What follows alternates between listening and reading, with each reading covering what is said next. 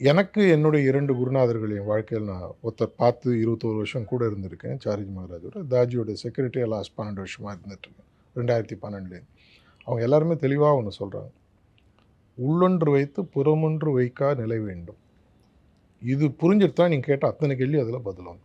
Don't be a hypocrite. எது நீ உள்ள இருக்கியோ அதுதான் வெளியில இருக்கணும். எது வெளியில நீ இருக்கணுமோ அத நீ உள்ள மாத்திக்கணும். இதுதான் உண்மையான இணைதல்.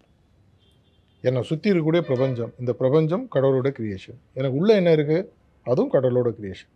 இந்த உள்ளே இருக்கிற கடவுள் கிரியேஷனும் வெளியில் இருக்கிற கடவுள் கிரியேஷனும் ஒன்றாக இணைந்து விட்டதா. இது பக்தி மார்க்கத்தில் வந்தாலும் சரி, ஞான மார்க்கத்தில் வந்தாலும் சரி, வேறு எந்த மார்க்கத்தில் வந்தாலும் சரி, எனக்கு இணைதல்ன்றது முக்கியம்.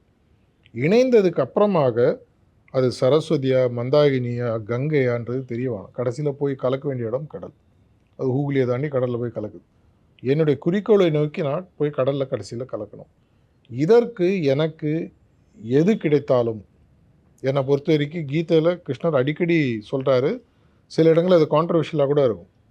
எண்டு நல்லதாக இருந்தால் எந்த மீன்ஸோ நான் எடுக்கலான்றார். ஆனால் எண்டு தப்பாக இருந்தால் எந்த மீன்ஸ் எடுத்தாலும் அது தப்பு தான். இதை மக்கள் வசதியாக மாற்றி சொல்லுவோம். எண்ட் ஜஸ்டிஃபை த மீன் பொதுவாக சொல்லிடுறாங்க. A right end will justify any means. பாரத இந்த போரை எடுத்து பார்த்தீங்கன்னா, அந்த போரில் அவர் பண்ணாத ட்ரிக்கே கிடையாது. எல்லா கதையும் பண்ணி சூரியனை சீக்கிரமாக மறைய வச்சு எல்லாரையும் கொல்றதில் ஆரம்பித்து எல்லாத்தையுமே பண்ணுறாரு. எதனால்? ரைட் எண்டு என்னன்றதை நமக்கு தெரியணும். இதை நோக்கி போகும்போது நான் பார்க்கக்கூடிய நேயர்களுக்கு சொல்லக்கூடிய விஷயம், குறிக்கோள் உங்களுக்கு தெளிவாக இருந்து, அந்த குறிக்கோள் தர்மத்தை சார்ந்து இருந்து, உங்களுடைய சுதர்மம் அந்த தர்மத்தை சார்ந்து இருக்கக்கூடிய வழி வந்துடுதுன்னு சொன்னால், அது அறிவு மார்க்கமா, பக்தி மார்க்கமா, ஞான மார்க்கமா, கர்ம மார்க்கமா, எதுவாக இருந்தாலும் எடுத்துக்கங்கன்றது தான் என்னுடைய சஜஷனாக இருக்கும்.